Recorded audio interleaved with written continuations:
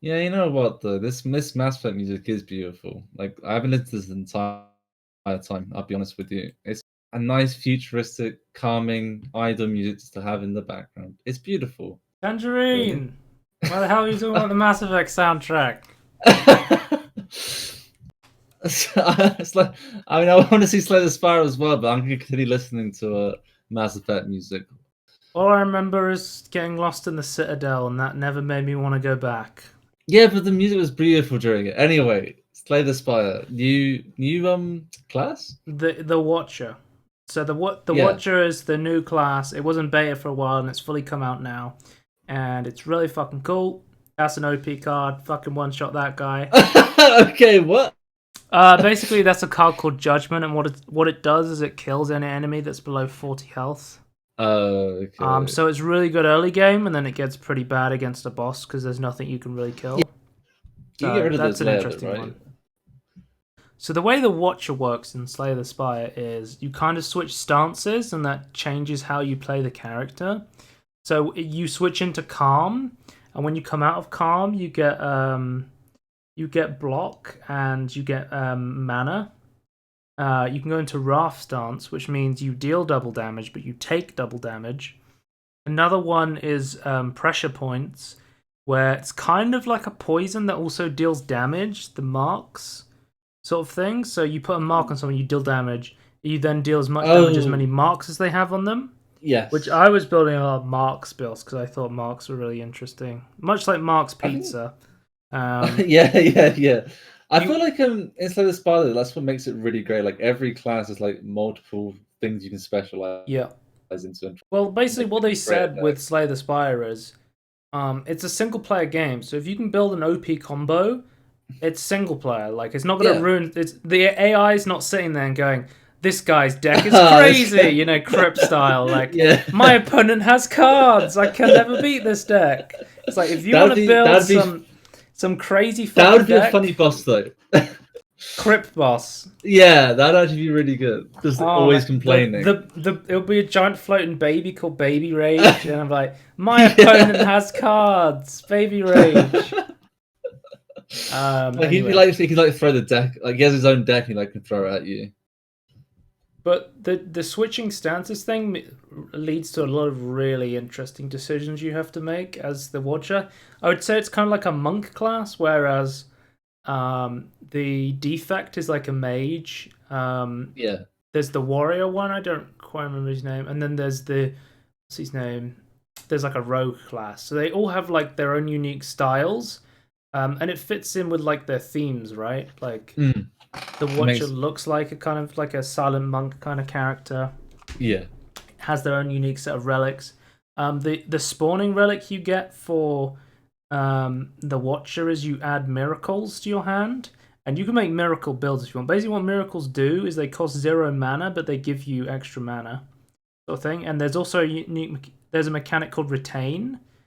So if you choose not to use them, they stay in your hand. Whereas a lot Oh, of cards in Slay oh, the that's what Spire, you're doing. when you don't use them, Yeah. um, they just get shuffled back into your deck, right? Or Yeah. they get put into your discard pile. So one of the interesting things you can do is, although the rogue class was kind of the combo class, I think the Watcher is also a massive combo class now Yeah. because of the mana storage you can get from retaining all of your miracles. Like you can make miracle builds as well. Um, so it's really fun to play. Slay the Spire is still one of the best games of all time. I've talked about this like 500 Yeah. times. How Slay the Spire is like one of the best games of all time. I've put like fucking 200 hours plus into it or something. So, and they added another character for free again. You Yeah, know, they're really good at that. They still make money from this. they have to, or at least They still I'm assuming selling. so many people are buying this game I because hope so. this game is fucking great. Yeah, it Um, deserves all the money that they can get. Well, mm. they deserve to sell as many copies as they can. I'll say that much. This game is like a time sink where you're like, Yeah. I'll play one run, Then you play three. and then you play like, and then you like look at the clock and it's like 3 in the morning. You're like, shit, I'm bad out. You can't just play one Just one run. It has to be. One, I find that 3 is the minimum. You know, like Civ, the one more turn thing. Yeah, it's like one more run, one more. It's run. like Civ version, but like instead of like a turn, it's like a whole run. Like yeah, the whole game. Oh, and I did it again. The whole thing. Like it was really interesting when this came out because I can't say there is many deck building roguelike games, but no, it works so well as well. I fucking love deck building games and I fucking love roguelike games. And, yeah, you know, Slay the Spire hit that sweet spot for me. Where so you own Slay the Spire, Tony. I'm fairly sure. I do. I played it. I played it. Oh, you have? When did you play it? Yeah, I have. I think I played it last year. Oh right, like November. What are your thoughts on Slay the Spire? Yeah, it's amazing. Like it actually you accidentally learn how to deck build. Like it's that good. And, like you just want to keep learning how to do it. It's not like a frustrating learning, which is what I was worried about before because I think I bought it ages like early 2019, I think, and then played it. Like, it took me ages before I actually decided to play it. I was like, oh my, I still haven't played it since actually though. I need to actually properly play it. Well, the interesting thing about Slay the Spire is that it gives you these ways to build your deck around. So it gives you these mechanics, like it goes, hey, you might want to use the block build, like say with the warrior class, it's like here's shield slam, and it's like, hey, you could build a deck where you just build a bunch of armor and then you slam someone. Or it goes like with the defect, it goes, hey, you could make a build where actually you get a bunch of 0-cost cards and you cast them all at once and you cycle through them really quickly and then you draw them again and stuff like that. And it goes, it gives you these tools to make combo decks, but it never forces you into anything. Yeah, it gives you like every mechanic like can be comboed with itself or other stuff. It's like it just shows you like, oh, this can combine with this. Maybe you want to do something with this, but not like explicitly telling you that. It gives you tools without destroying player expression. Yeah. It allows you to make your own decisions and your own mistakes. I say that's a big thing with the game. Yeah, all of the mechanics are like easy to understand by itself, but then it's also like tantalizingly close. Like you going, oh, maybe I can do this with it. You see here, I'm throwing a lot of my hand away, but I got this card called Scroll, and basically it refills my hand. I draw until my hand's full, which is why I was emptying my card. That's why I played the Miracles then, so I could have a big turn there. And I was taking a lot of damage from this thing. See, like this is where I think this is the second floor. So this is where the Judgment card isn't as strong, whereas the Judgment card can start farming people early game. It's definitely not as strong later because enemies have way more health and pretty bad against bosses unless you're up against a boss that summons minions or something. But like in Slay the Spire, you're randomly given cards, but it never feels like unfair. No. Because it feels like you could have done.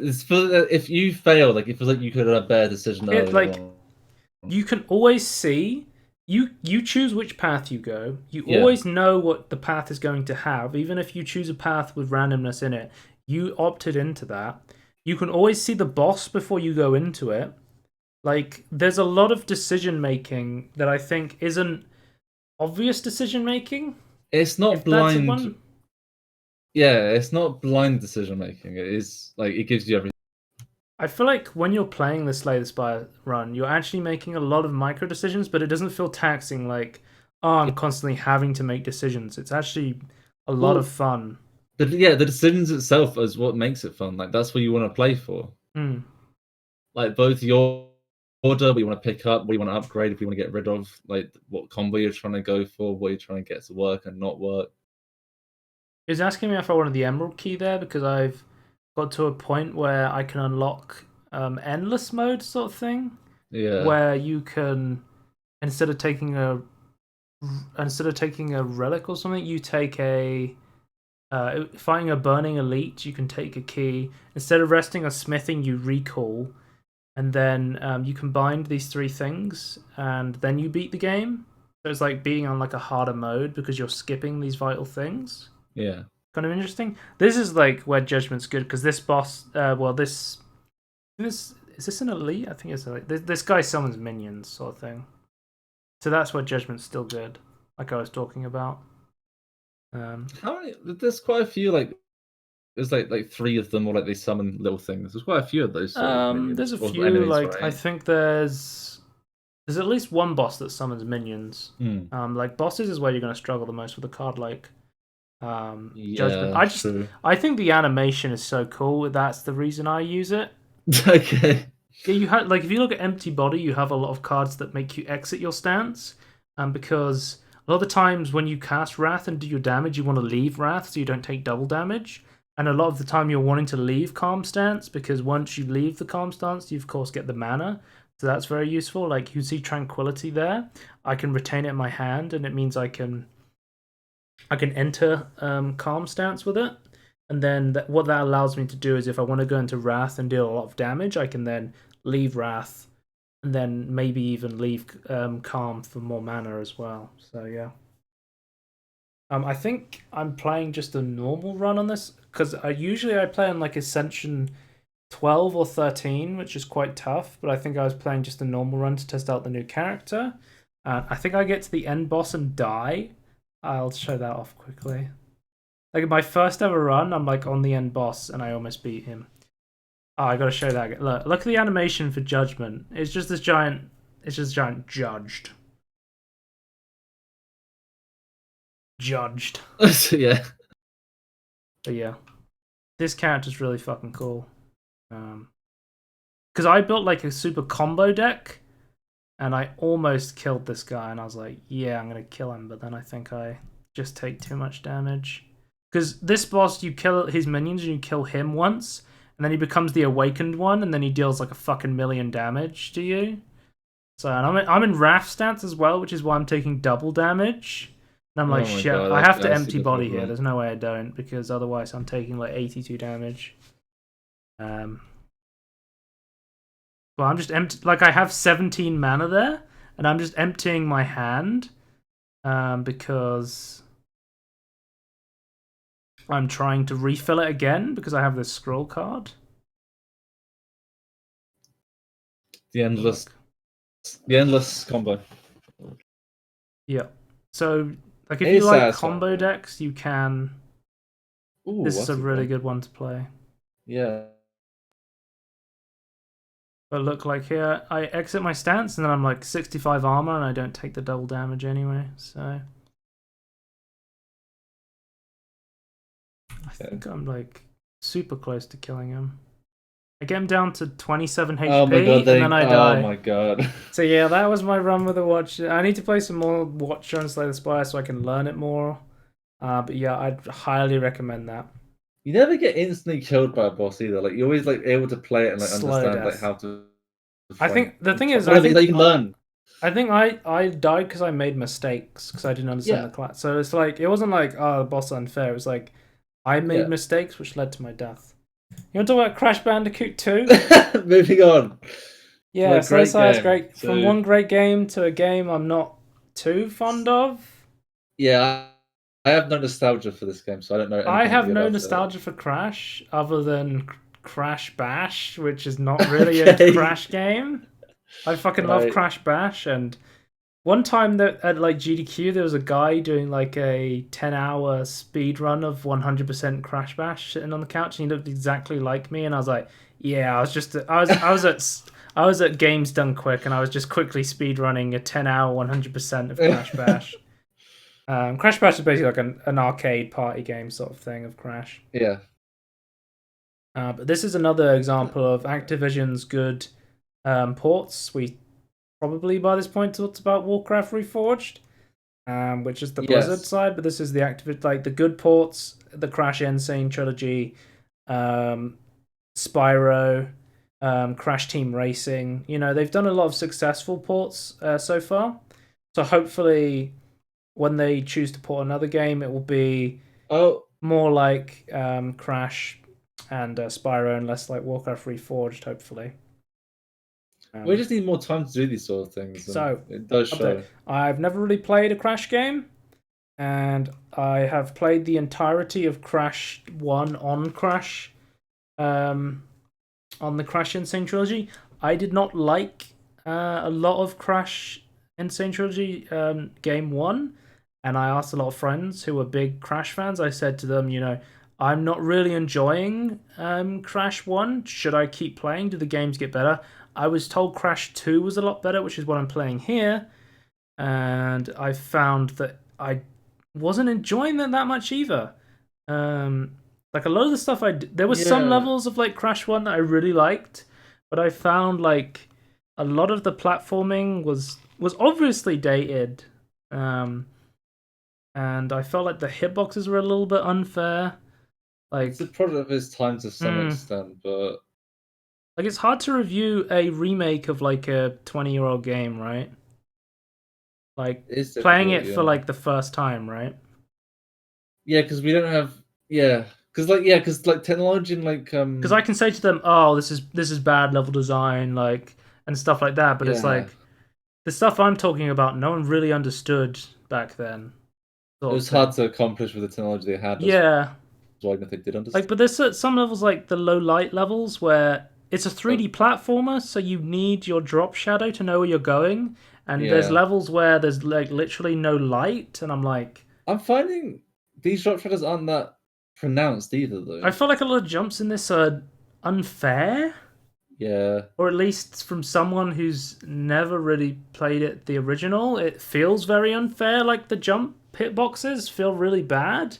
And I think there was some controversy about the hitboxes where the model of Crash is slightly different, which is why it kind of feels off, sort of thing. right, But I'm not okay. really sure because I haven't played the original, so I can't say for certain. Ah, yeah, it's off. It's the game's fault. It's not me sucking. Like for Yeah, example, in the original Crash game, there's a section where you have to go across this rickety bridge, and it's really fucking hard and annoying.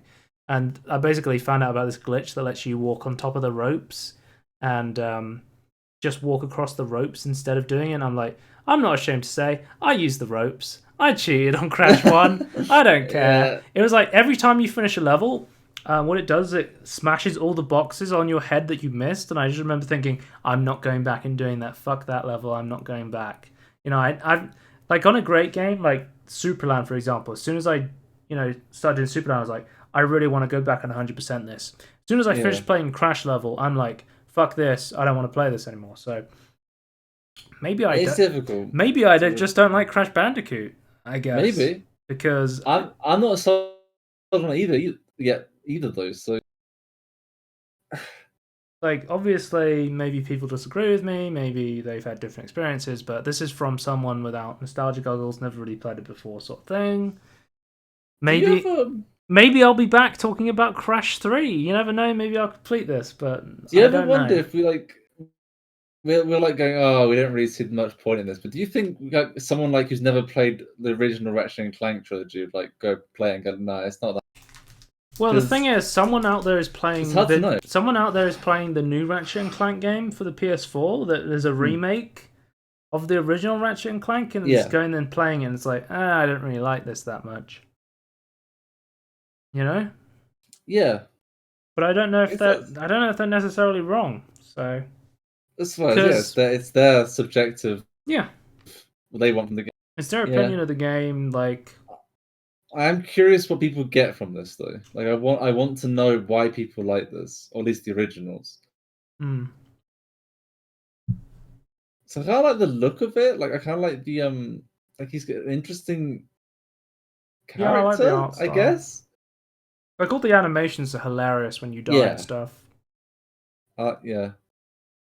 When it comes to Def- platformers, though, I think I'm more of a fan of like Sly Cooper sort of thing. This is more right. like 2.5D kind of linear levels, but I'm more Hmm. of a fan of big open world 3D platforming, I would say. Generally, I've found. Makes sense. Hmm. Yeah, because I think Like when I look at, because obviously I've been looking at Spyro yeah, trilogy, and that's another game I'd never played, but Spyro is like Spyro as a game is more of a 3D open world platformer than it is, Crash hard levels get through this sort of thing. yeah. So I'm really wondering, would I enjoy the Spyro trilogy more? Which I think I would. Because yeah, because like isn't like some of the levels in Spire like more just like okay, there's like these three objectives and you just need to go to them at some point. Mm.